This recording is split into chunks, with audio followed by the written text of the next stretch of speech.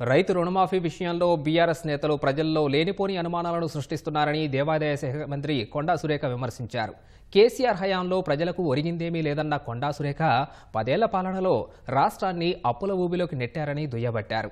ఆర్థికంగా ఎన్ని ఇబ్బందులు ఉన్నా తాము అధికారంలోకి వచ్చిన ఏడాది కాలంలోనే కాంగ్రెస్ సర్కార్ ఇచ్చిన హామీలను అమలు చేసిందన్నారు.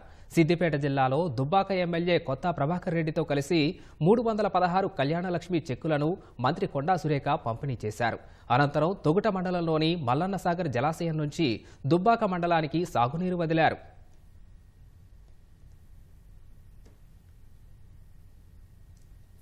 ఈరోజు ప్రతిపక్షాలకు ఒక కళ్ళమంట, అరే మీరున్నప్పుడు మంచిగా చేస్తుంటే మూడోసారి మిమ్మల్ని గెలిపించేవాళ్ళు కదా, మరి రెండోసారికి మీరేంటో అర్థమై ప్రజలు మిమ్మల్ని ఓడించారు.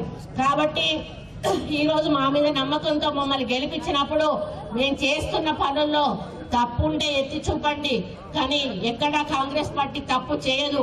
మీలాగా ఏకపక్ష ధోరణితోటి మరి మీ ఇష్టానుసారంగా నిర్ణయాలు తీసుకొని మీ